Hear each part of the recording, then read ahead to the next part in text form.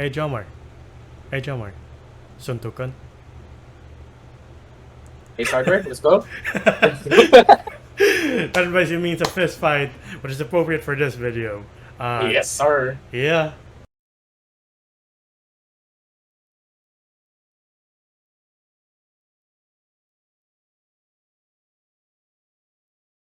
Hello, we are the Geeks and Degenerates. And today, since last year, we started out our Christmas season with cute animated movies like Beauty and the Beast and Spirited Away. Now we shall give you Existential Crisis. A full 180 to this to whatever we did at the Last year. start of December. Yeah. Yeah, And, yeah, yeah, we're joined by Hazel as well. yeah. And Hello. for the first time in our channel's history, we're talking about the David Fincher movie. We haven't talked. Oh, Oh wait, no, we did The Social Network. see, I was I like, forget. wait a I forget minute. that's him. Wait a minute. I forget that's him, but yeah, it's our second time talking about the David Fincher movie, and it's one of his more popular ones, I would say. It was on every wall of every college dorm. Yeah, A poster. Yeah. and the rules were in every bookstore. I remember when this movie came out. Like I didn't really, I don't think I had even heard of it or really like paid attention to it or whatever. Also I was a kid, but I remember hearing about this first because people were going around saying the first rule of Fight Club is you don't speak about Fight Club, and the second rule of Fight Club is you don't speak about Fight Club. And I'm like, what the fuck is Fight Club? And so like I just hear all these people like repeating this, and I'm like, what? I have no idea what. I'm like really confused, especially as a kid. And then, so I finally asked somebody because one of my friends had started to say it, and they told me, and I was like, "Oh, it must be a really good movie." Not gonna People lie. understand this. I thought you were like, I asked my friend, and they punched me in the face. They're just sticking towards the movie. Yeah, right? Well, I was 4 when this came out, so I watched this like in 2010s. Yeah, Because same this here. came out in '98, right? 99. 99. '99. Okay, yeah. So Yeah. I was 13. Mhm. Yeah. And I swear, like, first time hearing about it, yes, everybody wanted to be Tyler Durden. Dude, there were a couple of students in our high school, or sorry, in our before high school, who already seen it and was kind of copying the whole like Tyler Durden character. Yeah, like Where he's like one of the characters where it's like if you idolize this character, you're missing the point. exactly, like they started like some of them started like I only found out like later on that they started like quoting Nietzsche and shit, and I'm like, what's up with this nihilistic bullshit that you're spouting? Yeah. Dad has heard one of the kids say one of his speeches, and I was in high school, and this kid was like in elementary. I'm like, do you even know what you're saying, you idiot? Right? Like all the shit he's saying is so edgy and so yes, as I said, very nihilistic and how would you say Pessimistic. not pessimistic. Like it's very anarchist. Oh yeah, yeah. Yeah. Uh, I was like, again, do you guys know what the fuck you're saying? yeah. Or are you just copying the coolest guy in the movie? Probably the latter. And like before the movie started, Edward Norton wasn't the first choice. The first choice was Matt Damon. Get Jimin? Matt Damon. Jimin. Yeah. It was him, and then Sean Gunn. And then for Tyler Durden, it was Russell Crowe.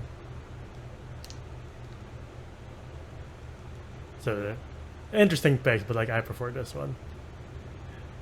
I want to see a Russell Crowe now. Yeah, and I think for Marla, it was Reese Witherspoon that the studio wanted, but David Fincher was like, no, she's too young. And they settled with Helena Bonham Carter. Yeah, I say she's the. She is such a, she's such a great fucking actor. I love her. Same here. Bellatrix Yeah. Strange. And like getting into it, this movie starts with a subject matter I'm very familiar with, especially in 2020, which is insomnia. Oh, Like, fuck, testicular cancer.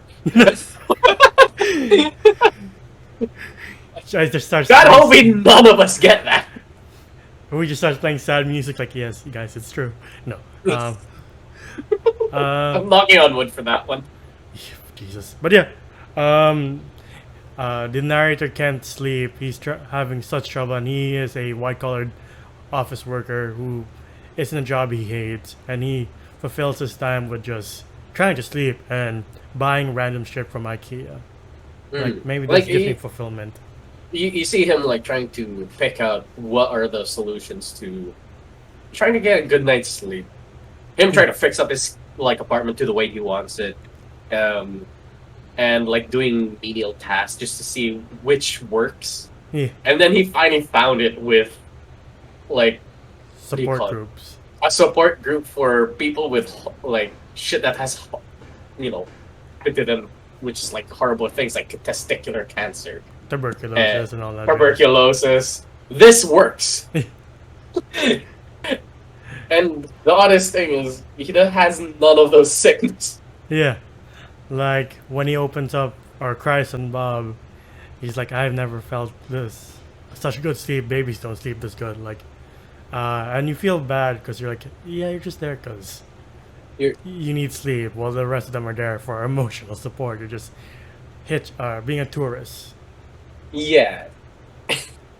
And him, it actually works in his favor because he has nothing to say. Yeah. But to his logic, if you have nothing to say, you're hurting the most. Yeah. So people are like, oh, we'll listen to you when you're ready, and they give him the most attention compared to the person who's actually going through shit. Yeah.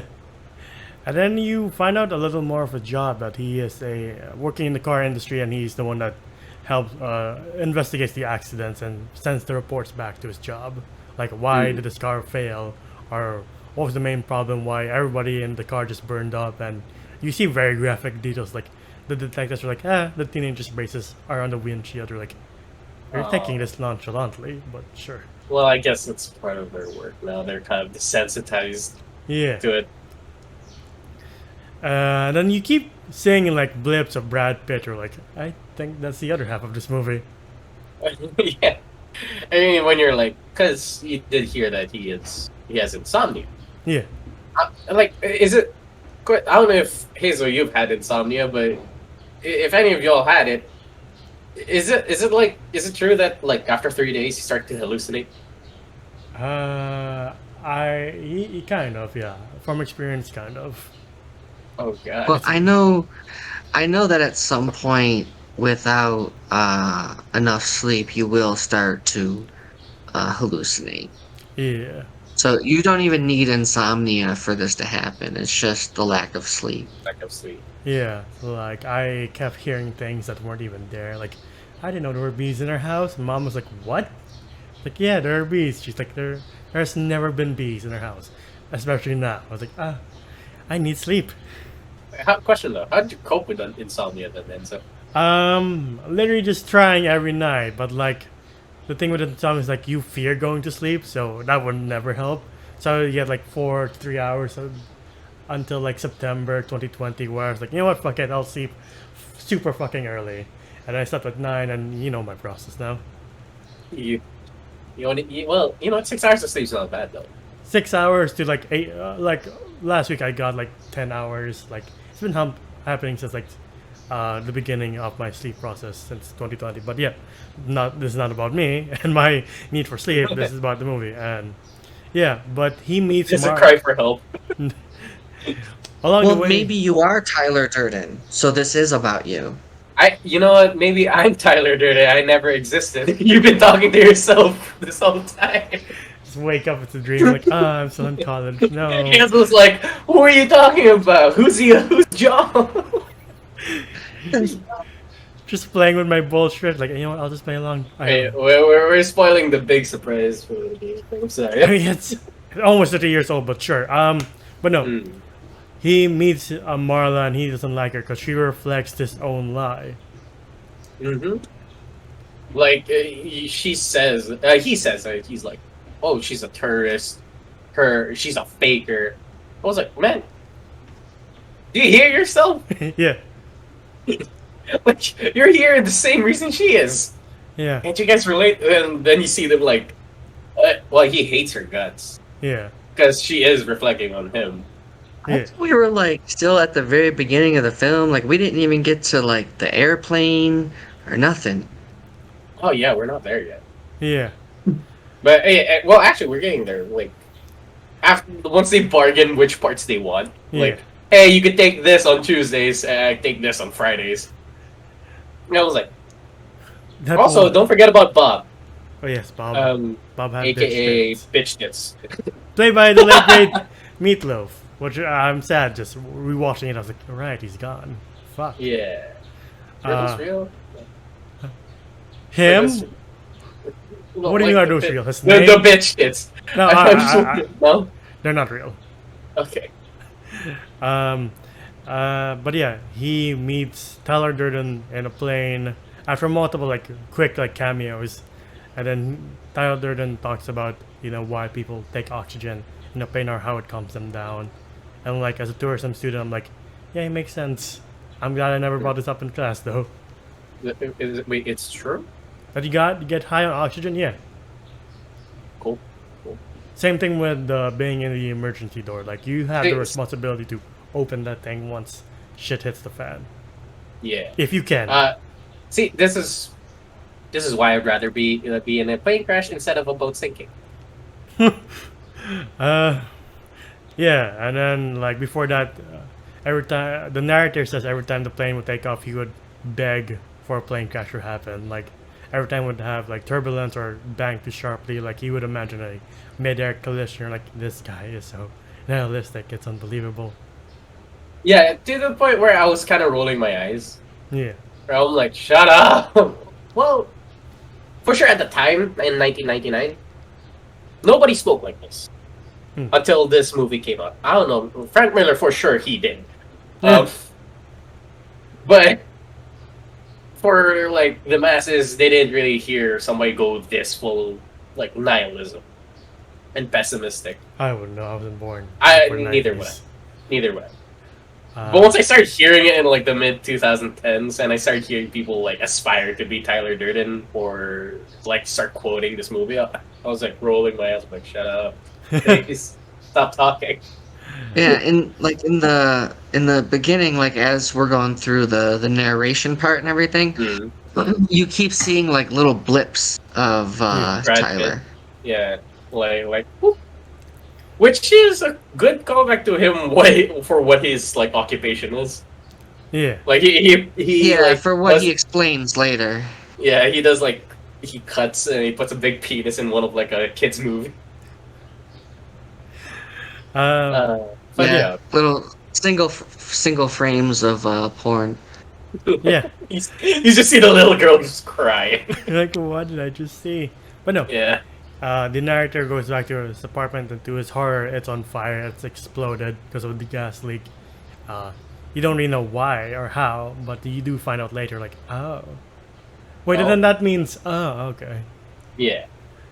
Also, oddly enough, first time watching this movie, Tyler Durden was talking about soaps and how you could create bombs with it or something like that, or how you could create a bomb at home. I was Yeah. like, dude, you're in a plane. Why isn't anybody stopping you from talking? Well, this is pre 9/11, so probably that's why. Yeah. Good point. Good point. Yeah. And then he considers calling up Marla, but instead he calls Tyler Durden, and then they're in the barn. He's like complaining, like, I had so many cute IKEA stuff, and Tyler Durden's just like, oh no, I feel so sorry for you. Yeah. Yeah. And he like calls who does he call up again? He calls up the girl first and then Tyler. Yeah, then that's what leads to the bar scene. Right. Hey. And then he asks to stay in Tyler's place, but before that, Tyler has one simple request, which is to punch him really hard, Yeah, as hard as you because- can. Yeah. Yeah. And question to all you guys: have you ever been in a fist fight? Yeah. Yeah.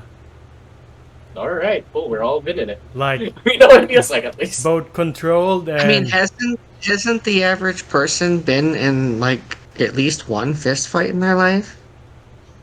Yes, I yeah. guess maybe. I mean, I've had many, but I mean, just like the average person at least has one, right? Yeah, whether you win or lose, you're still in a fist fight. And yes, you have experienced it. Yeah. Leave it down in the comments below if you've been in a fist Yes. fight. I've both been in controlled ones because I did used to take Taekwondo. And then, you know, just versus like, what did you say about me? I'm gonna hit you right now. Like, oh, okay. No, I was in a certain club that I'm not allowed to speak of. I'm not joking. Our school used to have that. Jesus. No, not there, not there. Ah. Yeah. I was just trying briefly to remember the last fist fight I had, and then I got it. I remember. Yeah, like after that, my fist fight, like my major fist fight, I was like, I'm kind of going all pacifist route. I kind of don't like this. Yeah. Stay peace as much as possible. Don't start a fight. Yeah. Yeah, mine was like it was just over 2 years ago. Oh my god, that was Oh so my God. recent. Mine was a long time, I think 2017. Mine doesn't really. Does it count if I use legs? It probably does. Yeah! But like he tried to go for me, and then I did. I remembered my Taekwondo enough to do a spinning kick to the gut. Alright, that's nice. Yeah, but like that is a. I was gonna say I don't know if you would consider my last fist fight like an actual fist fight. Let me explain. Really short story. All right, I'll Okay. keep it short. Anyways, there's a long version, but I'll keep it short. Okay, so I punched this dude in the face. He fell back and hit his head on the wall. Right, so he was stunned for a little bit. He shook it off. He came at me, and I kept blocking. I blocked like I don't know. I'll say 10 of his punches, at least 10. Okay. He was flurry punching, and I blocked as many as I could. And then he finally hit me right in the jaw, and that shit hurt. And that was it. Like, we were done. I hit him once, he hit me once, that was it. So Alright. I don't know if that's really a That fist fight. counts. You Yeah. guys had like full intentions of trying to damage each other. And also, to everybody who might think, hey, we're all talking about our asses, Hazel's been in the military. Yeah, and So she can throw hands. I don't have pictures. Like if I took pictures of the bruises I suffered, I would. But like, I can tell you stories. That's about it. But like, yeah. Got a couple of black eyes. That's fine. Okay, anyway. So, But yeah, that's a Stop legit confessing. reaction from Brad Pitt because before they film, David Fincher tells Edward Norton like, "Hey, hit Brad Pitt in the ear," and he does. When he says action, he's like, "All right, bang." No. That you're half correct. Edward Norton does really hit Brad Pitt in the ear hard, so his reaction is real when he gets hit. But Edward Norton was not directed to do that. It was a genuine accident, and they kept Oh it shit. in. but I like how they didn't action it up. Either did not break character either. That was amazing. And Brad Pitt, he kind of saved it because Edward Norton's reaction to after Brad was hit is a real reaction. So he kind of broke character, but it's also within his character to act like that. And Brad saved it by just saying his next line. Yeah, okay. Because that was so real. Like, why the fuck you hit me in the ear? I was like, oh, that's so real. Yeah. And then he moves into Tyler Durden's place. If you thought he was staying in a nice place, you're dead ass wrong. You're like, Jesus. Yeah, it is. It is a shithole. Yeah. At a bad side of town, dirty mattress, dirty pillow kind of deal, leaks Dirty everywhere. water. Yeah. Oh God, I couldn't stand that when he was brushing his teeth. I was like, oh no, stop it. But as the weeks go by, more and more people join their fighting sessions. And as the narrator says, like, it was in front of everybody. We just showed it to them. It was on the tip of everybody's tongue. We just gave it a name. Yeah. So like, I kind of agree here. Like, this is everybody's like primal instinct to just want to hit something. Yeah, I do love the Brad Pitt going through the bar with the music and it's a one shot. Like, that's pretty sick. And like, yeah, I get it. The whole yeah, as I said, like, oh, everybody wants to fucking hit something. Yeah. That I get why it became so appealing, Yeah. especially to real life. Like people want to copy us because they want to hit something. Yeah. Like this movie really shows the bad side of toxic masculinity. Like, Uh yeah. huh. Yeah. Like at the same time, it just also like promotes it, but at the same time, it really shits on it. Yes, it is a very big parody of what men are supposed to be. Yeah. Supposed to be rough and gruff.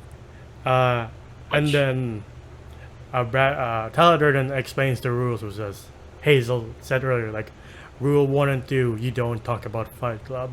Rule 3, if the fight, some says stop, goes slim, taps out, it's over. One fight at a time, no take off your shirt and shoes, and the 8th rule is if this is your first night in Fight Club, you have to fight. You have to fight. Yeah. God, that brought me back. I was like, yeah. I don't ever want to You know, experience that. something about that, like that last rule that if it's your first night there, you have to fight. I kind of love that. Like it's genius. Yes, Because it it's is. not something it's not something you think would be automatic, especially like if you're believe with me for a second that this was a real thing, right? Mhm. And you're like, okay, well, I want to go, I want to check it out. This sounds like something I might be into, right? And then the rules are explained. You're just there chilling, and it's Yeah. like if it's your first night, you have to fight. And you're like, oh, Fuck. Like you're in it. Yeah. Like if you're just there to just like I want to check it out. No, you're participating now. yeah. Also, I think it's smart in the idea of like if there's someone there that doesn't have the best intentions or something, it's kind of like a deterrent for them to come back again to do whatever the fuck they were trying to do. Yeah. Like you can't just make, what's the English version of make them buy? Sorry. Just hang around. Like what's going on? Oh, 8 rules, what? Oh shit. Yeah. You mean like smooth? Huh? Smooth? Yeah. Smooth. Oh, I've never heard that one before. Yeah, just do like, just hang out in the corner. Just to like be in the corner or like just watch from a distance. Yeah, that's called okay. smoozing. Okay. And then it is an interesting dynamic because like this one coworker the narrator has is like he can't even remember what pen he wanted, but he's a beast when he's fighting. And you start to see throughout the narrator's day, Yeah. you start to see the people he knows and works with. You see the slight bruises in their faces. You see them with a broken nose with a bandage over it. Yeah. And you could pick it out from the crowd. Like, sometimes they're just background characters, so you won't even notice it first watch. You're like, oh shit, he was there too? Yeah. That guy was there too? And then they go into a cafe. Oh fuck, he was there too? Yeah. When was this? And then Marla does call up the narrator and she tells him like, oh, I took some pills and I am dying. You wanna hear me or die? like if I fall asleep, Yeah. I will die. And then before she can say do the death rattle, like he just leaves the phone on top, and then Tyler Durden picks it up. It's like, who is this? Yeah, and like he goes to her. I guess somebody called suicide hotline and cops came in. Yeah. But Yeah. like Tyler takes her away before that can happen, and then so she doesn't die. They have the sex, and then the next day, Tyler Durden is like talking about their experience, and Marla says one of the most disturbing lines of the movie was like, "I haven't been fucked like that since elementary." Like what? What? It's since she was in grade school, yeah. Like what? Like I think the story of that line is like, the first line was, "Oh Tyler, I want to have your abortion," and then the studio head was so like taken aback. She's like, "No, you can have that line," and David Fincher was like, "All right, but you have to promise whatever line I replace it with, you can't take it out." She's like, all right. He made it way worse. Oh my god. Oh. But yeah, Marla does definitely have a thing for Tyler. Again, then when the ending happens, you're like, this really is a mind fuck. Yeah, but like, oh, you never see them in the same room unless it's the sex, Yeah. and or them alone. Like it never cuts away from the narrator. It never gives us a Brad Pitt and what was it again? Helena Bonham Carter. Yeah, like we never see them in a room alone. It's always when they're together. Edward Norton has to be there. So there's the oddest part. So when you hear Tyler just going, "Hey, don't ever mention me," I was like, "But you guys had sex. Just don't mention me. Yeah. No matter what you do, don't mention me." And I'm like, okay. And then to help finance Fight Club, they still have to make soap, which is like when they go to the liposuction clinic and the bag spills. I'm like, ugh. No, I couldn't handle that. I was like, "Sorry, Hazel. I know you're okay with gore, but I wasn't." I was like, "Ugh." Especially when he got caught on the barbed wire. I was like, "Wow!" And Brad Pitt was trying to catch it with his hands. Yeah, and then that's when, after that, we get my favorite scene, which is the chemical burn scene. That was her favorite scene. Yeah, just talking about philosophy, like, no, this is their pain, accept it, don't try to shut it out. Because after we lose everything, that's when we can do anything. Like, that's interesting philosophy in life. Like, poor narrator is like, I'm going to my happy place, I'm going to my happy place. Like, no, don't do that. Accept the pain. Yes, I know where you're coming from. But take that quote with a grain of salt. Yeah. Please. No, I don't, of course I don't like it because I like seeing people get tortured. No, I just like the philosophy of it. It's interesting. It's very interesting. Yeah, and like... advocating for it. When Please don't live up to it. No. And then I love the scene when he's like, you don't know what I'm going through. And he's like, really now? Really? Yeah, he has the same one. And like, the line really affected me because I used to be religious. And this came up before I graduated high school. So when he's like, maybe you have to accept the possibility that God doesn't like you. We were never favorite children. I like that line. I really like that line. Maybe we just gotta accept the fact that God doesn't like you. Yeah. Like, ooh, went to school the next day, like, fuck. You're in morning mass and just like, you're just staring at the cross. But yeah, and then his boss, the narrator's boss, finds like the original copy of the rules. He's like, what the fuck is this? And then... Oh yeah, didn't he send it by accident or some shit? No, he must have left it there. Oh, fuck. Yeah, and then the boss... Someone was printing it in the printer and they found it. Yeah. Yeah. And he's like, you should be very careful about confronting whoever that person is, because they might shoot everybody in this office. And like, that was the riskiest line, I think, because test audiences, like before a certain tragedy happened, we were like, that's funny. And then the Columbine massacre happened, and they're like, no, that's not funny anymore. Yeah. And like then, that line, a lot of lines here are purposefully kind of like, oh, that didn't age well. yeah, and then David Fincher was like, no, because it goes right to the next scene, which is pivotal. So they're like, all right, we get the vibe of this movie, but Jesus, that line. Yeah. And then Marla thinks she has cancer, and like, it's through the narrator like helping her out. You feel like maybe they have feelings too for each other still. Was then placed into the end. You're like, no, they always had feelings for each other. Stupid. Yeah. And then he exits, and he hears Cornelius, which is one of his fake names, and you see it's Bob. He's like, do you still go to your support group? He's like, nah, I found another thing to do, another club. He's like, oh, what's it? What is it? He's like, yeah, the strange thing is, 1, I'm not supposed to talk about it. 2, I'm not supposed to talk about it. And they kind of looked at each other like, hey, kind of. Yeah. I know what you're talking about. And then the next scene is just Tyler Durden being like, oh, look at the new faces. a lot of you motherfuckers have been talking about Fight Club. Mm-hmm. And then we get my second favorite scene, which is the speech of being the middle children of history. We don't have a Great War or a Great Depression. We were raised on TV believing that we would become millionaires and movie stars and rock gods, but we won't. We're slowly learning that, and we're very pissed.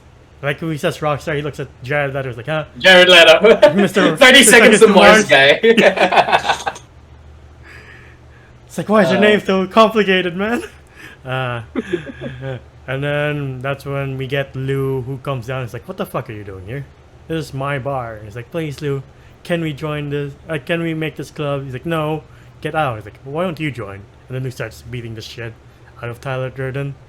Yeah, but at one point, Tyler Durden does get an upper hand and starts choking him with his own necktie. Yeah, and starts spitting his blood in his mouth. Like, you don't know where I've been. You're like, ugh. And that was nasty.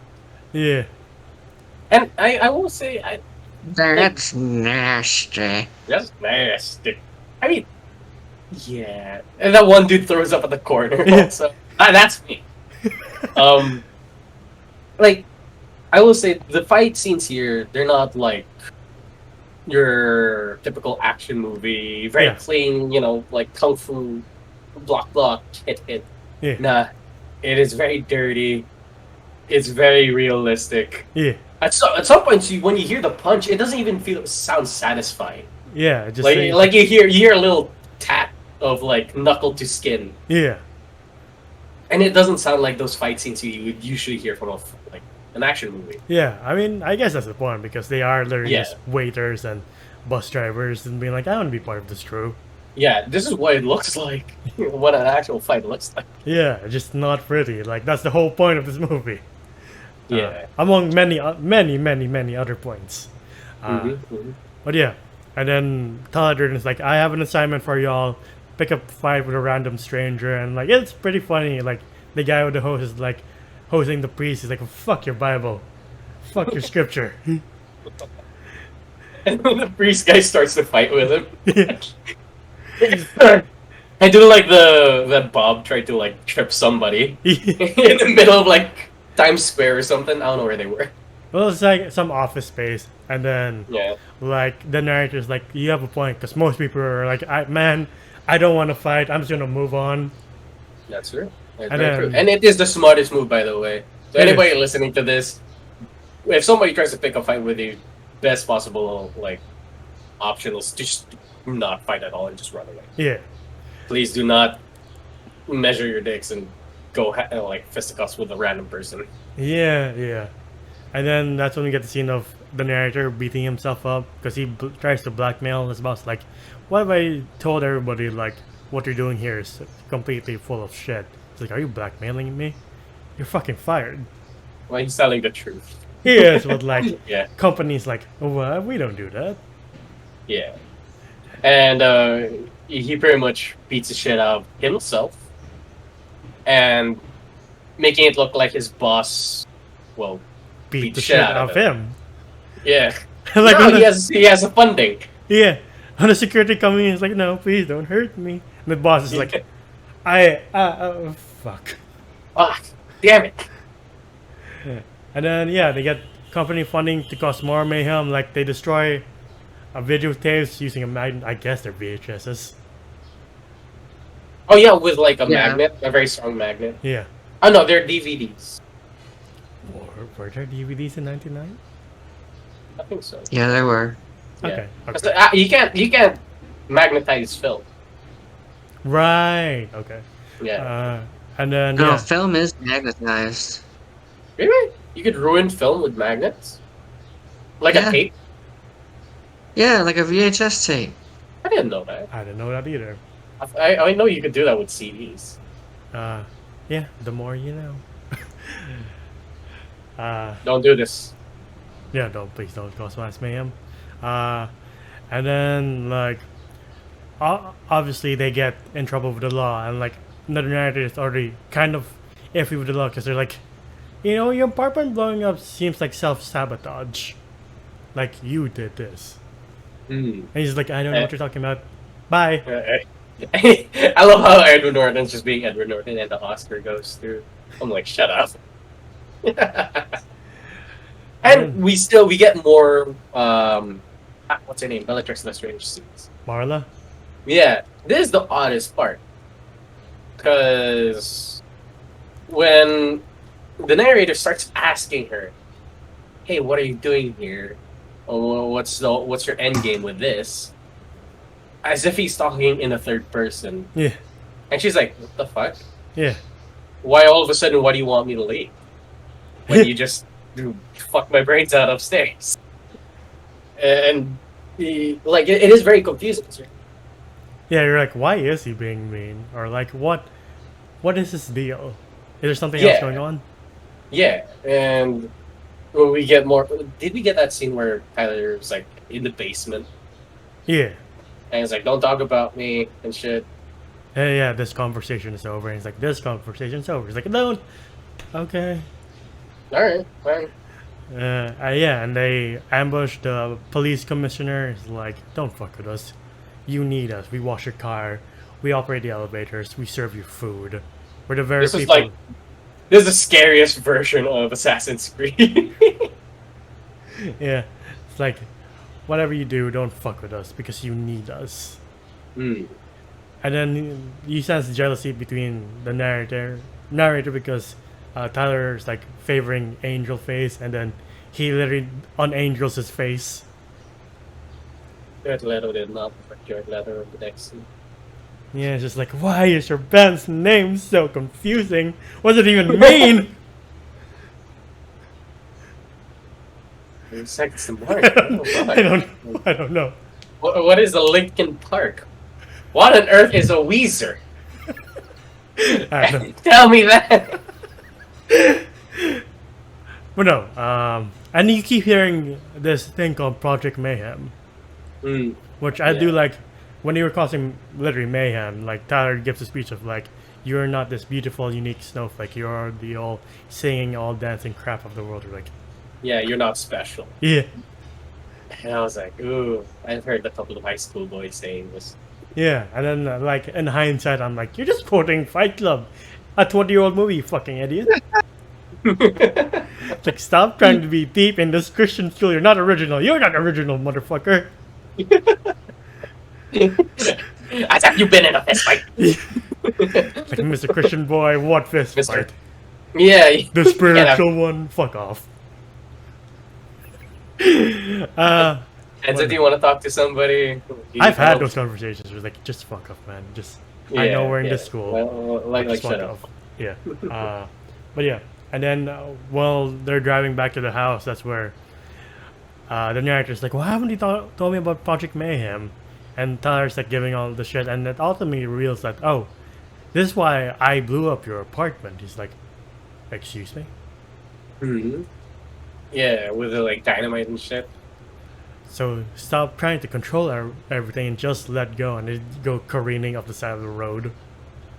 This was a cool scene, in my opinion. Yeah. Where just imagine the two guys at the back, who's like just watching this man talk to himself. just let go. I was like, no.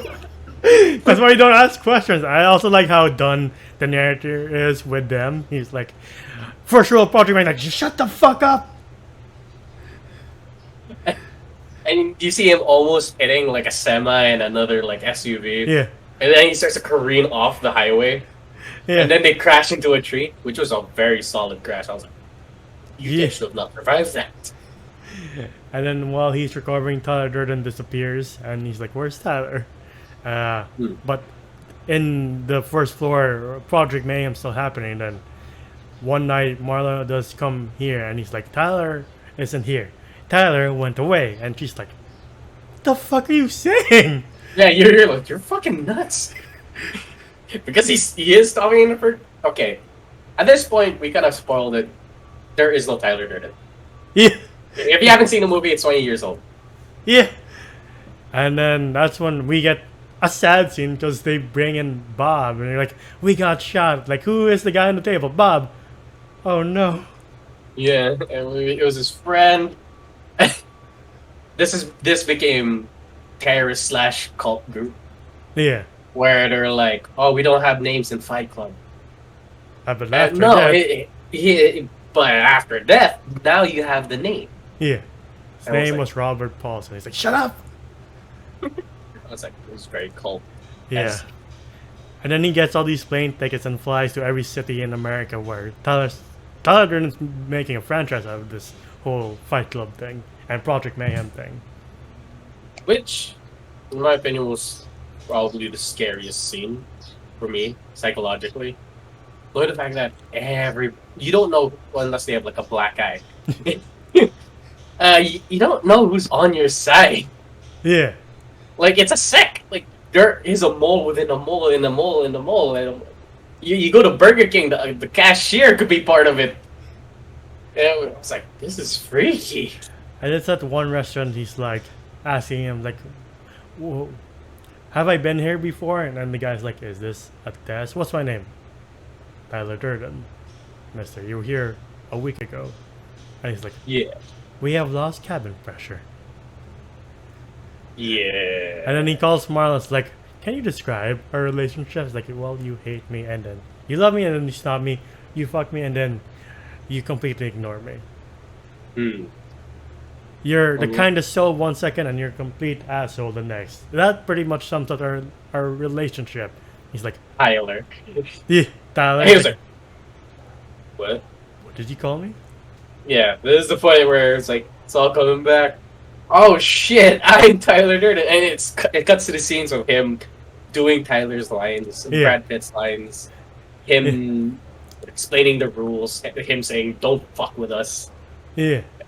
I was first you're time not watching, I was like, special. wow. Yeah, yeah, like this and fucking what was the name of the movie? A Beautiful Mind really fucked me up because I'm like, what? Yeah, which we might do in the future. Yeah, we should. It's a pretty good movie, but yeah, that's not that. How about you, Hazel? Well, how did you react to the twist that Tyler isn't real? He never was. Or you saw it coming the mile one. No, I think I remember like figuring it out right before it was revealed, Mm-hmm. Hmm. but I can't really remember. Yeah. Okay. Well, I mean, they started to show the signs, and if you're like, I guess, attentive enough, you can Yeah. kind of spot like it's a bit off. Yeah, like the '90s had two big plot twists. This one and The Sixth Sense. What you're like? Yeah. Excuse me, Bruce Willis is. Oh my. Okay. I mean, okay, in my opinion, I think they hit Bruce Willis's like, twist. twist way better than this movie. Yeah, I don't know why we're not trying to spoil that because again, that movie is also like 20 plus or like 30 plus years old already. Mm-hmm. But like for the sake of the audience here, we won't do that. But yeah, he tells Marla, and then she's really like, "You are literally batshit. Why are you making me go in this bus?" He's like, "Just go away. I don't want to see you leave. Like I don't want to know where you're going because Tyler will know." And like when she leaves, you see all the men stand up. Like, oh, she's fucked. Yeah. What's even odd is that Tyler, as the narrator, told the group like, "Hey, my mind's gonna switch. So if he comes, fuck him up." Yeah. Or stop him from whatever he's doing. And he goes to the cops. He finally gets to like the guy who's investigating who blew up his apartment and starts to expose himself as the terrorist. Yeah. And once the main guy leaves, the other agents in the room was like, "It's very admirable of you, sir." You're like, what? It's in like they're part of it too. Yeah. Like I command you to stand down. It's like you told us you would say that. You're like, fuck. Alright, fine. Okay, yeah. I am Tyler Durden. Now, we gotta cancel this. He told us you would say that too. And I'm like, fuck! Yeah. And then they try to cut his balls off, but he makes an escape, thankfully, for our sake. Mhm. And then he tries to stop one of the bombs, but Tyler's He there. did. Yeah, he did, and then Tyler beats the shit out of him. And then he fires at the bomb tracks. He's like, "What the fuck are you doing? You're firing at your imaginary friend's head." I feel like this movie should have been named The Phantom Menace. Just Tyler Durden. Yeah, because you just see Edward Norton just being thrown into places by like a ghost. Yeah, and Tyler's like, you're trying to fire at 400 pounds of nitroglycerin, you fucking idiot. You're like, he has a point, narrator. That's true. And I didn't notice his name was narrator. They never gave Edward Norton that name. Yeah, everyone thinks it's Jack because he keeps referring to himself Saying Jack. Yeah. Yeah. But yeah, he's knocked out by Tyler Durden. It's funny seeing the security footage. Like, whoever sees it after, he's like, what the fuck is happening? And him being thrown down the stairs and everything. Like this man that he threw himself down the south, like Jeff Hardy style. I mean, good on the stunt guy. Yeah. You were saying, Hazel? Oh no, I wasn't saying anything. Oh, okay. Okay. And then we get to the really beginning of the movie where the narrator has a gun in his mouth and he is going to witness Project Mayhem, which is to reduce the debt to 0 for all credit card companies, which will cause mass pandemonium. Mm-hmm. We're fucking up the stocks and everything. And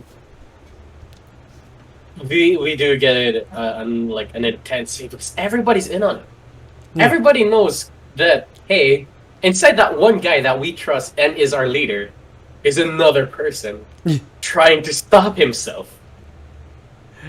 I do like the scene when he's like, wait, the gun's not in your hand, it's in my hand. And he just shoots himself in the mouth. Yeah, but he was like, oh, great, good for you. What difference does that make? Yeah. And it's like, oh, well, puts the gun in his mouth. And then, I guess, kills Tyler Durden? Yeah, severely injures himself in the process. You're like, how are you not on the floor flopping like a fish? Yeah. Like, he straight up Sakara you a bit. Yeah. Yeah. Yeah, and then Marla's brother was like, what the fuck is going on? What the fuck? Oh my god, your face. He's like, it's fine. It's fine, it's only a flesh wound. He should... but a flesh wound, but with his jaw, like, hanging. But, like, he should have not been talking. No. That amount of pain and shock, like, you should be on the floor, sir. Yeah. You gotta love how that one guy in the elevator was like, that guy was metal. Like, tough son of a bitch. Yeah, he's like, he said something like that. He's like, he's one tough son of a bitch. Yeah, he's still standing.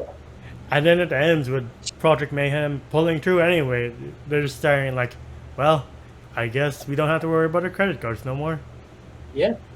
Yeah, I'll say, good song choice too. Yeah, like he turns to her and he's like, you met me at a very interesting point in my life, Marla. I know there's a comic book called Fight Club 2, which comes after this. But I haven't read it, so I don't know what happens. Oh, okay. If somebody would like to explain to us what happens next. Yeah, and there's Fight Club 3, which is, again, in book form. Because I want to know, because the bad guy won in this movie. Yeah. Yeah. But yeah, what would you rate this classic existential-esque movie? Okay. Look, as annoying as my schoolmates have made this movie turn out to be, it is a very good movie. I'll give it that. So, sure, for the time, who knows? Maybe nobody talked like this. Maybe all the things that they've said is very deep and not as annoying until somebody started like copying Tyler Durden and this movie. So for sure, at that time, it was pretty deep, pretty mind fuckery, like made you think of shit. This came in 1999, so everybody else was also copying The Matrix. So yeah. Right. It's hard to get into that whole nihilistic shit. Yeah, but at the same time, you're like, shut up, you're not Morpheus or Tyler Durden, you're just some wannabe asshole. So shut up. Yeah, you're not deep, but anyway, besides the annoying schoolmates, this is a pretty good movie with a really good twist. Sure, it becomes obvious later on. Yeah. But it gets way more interesting knowing the fact that the villain is the hero, Aaron Yeager. And yeah, the twist is pretty good. The story is pretty good. I like the conflict between the two. And the scary, like, how easily people get influenced into joining a terrorist group or a cult. Yeah. That shit's terrifying.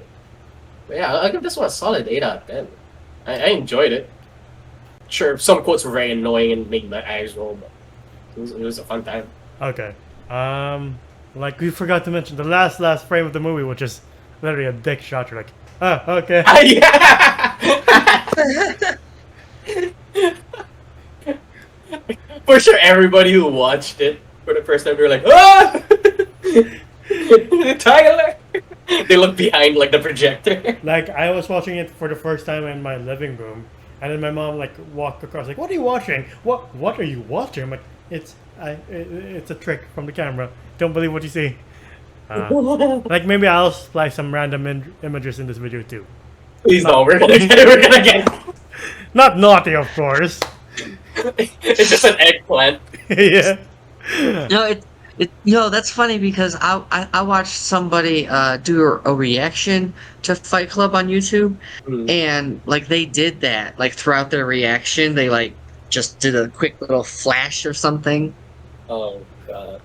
I hope they didn't get It was like... great. It was genius. That was the first time I ever saw that. Nice. I'll give this a 9 out of 10. Like it's a classic for a reason. Like obviously this wasn't a major hit until they got back the VHS and DVD sales because everybody was like, we were disgusted by this movie. And it's a very problematic movie. Yeah, eventually it became popular. Like, oh, it's a commentary on toxic masculinity and being materialistic and being in a job you hate instead of doing the things you love, which hopefully doesn't mean starting an underground fight club, but like being an artist or being a singer, just chasing your dreams when they're not causing any harm to anybody else. But yeah, excellent characters, and I best believe that this made both Edward Norton and Brad Pitt like the stars that they already are. Damn. Okay. And this was redemption for David Fincher because the first project he worked with Fox was Alien 3, and he was very hesitant because he's like, they might screw me over again. But no, they let him do his thing, and he was able to make this really good movie. So yeah, now then I love everything about it, and I will watch it like maybe monthly if I'm in the mood. Like, why not? Cool. Hazel? How about you, Hazel? I just thinking about it even more. I just want to say that I don't really remember how the whole twist at the end came about for me. Like whether I knew beforehand or if it was really shocking. I just don't remember. I just want to clear that up. I really just don't remember. Okay. But the movie is really good and it is a classic. I dare say it's a cult classic because I'm pretty sure it's popular now. I don't know. Maybe that's what a fucking cult classic is, and I'm just stupid. But anyways, I'd give this a 9 out of 10. Okay. But yeah, for the rest of the week, we'll be talking about, mindfuckery existential movies, which should be fun. Yeah. And like later on, since Christmas is almost coming, we'll be talking about a couple of 3 movies that mean something to both Hazel and Jomar, and mean something to me. So yeah, that should be interesting, Matt. I'll be the middleman in this movie. I just wish we just had a lightsaber ready just to go. Just me and Hazel just looking at each other. But yeah, that's been our video on Fight Club. What do you guys think? What's your favorite cult classic? Like I can't think of any on the top of my head, but yeah, please comment if you can think of any.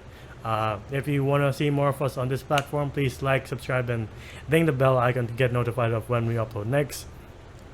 We also have a Spotify, Facebook, and TikTok. Facebook to see our reaction to trailers, our video game streams, and our streams about our lives.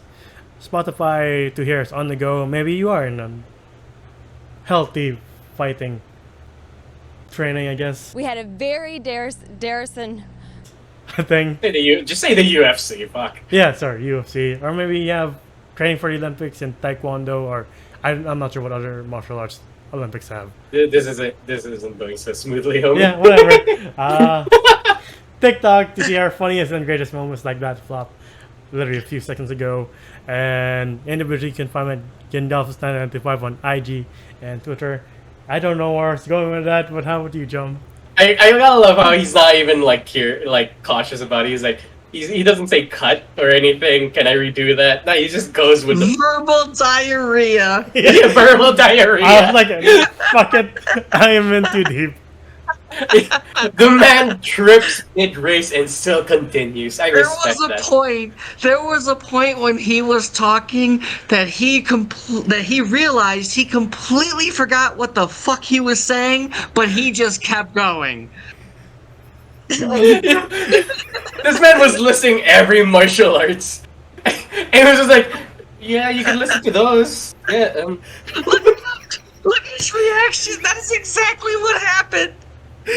I was like, I was like, damn, this hole's already pretty deep. But yeah, circle plugs, man. and so it was just having another Geeks and Degenerates stroke on the spot. And so just had a fucking stroke. And he doesn't even want to redo it. Anyway, sorry. You can find me at Jom GEOM _ on Instagram. It is my art account. How about you, Hazel? Sapphire Hazel 7 is the number 7 for IG and Twitter, and then just Sapphire Hazel for Twitch and YouTube. Yeah. And you'll never know what you'll get on the next video. So yeah, until then, maybe look forward to the next joke I have on that video. But I'll see you on the next one. Bye, everybody. Holy speech impediment, Batman.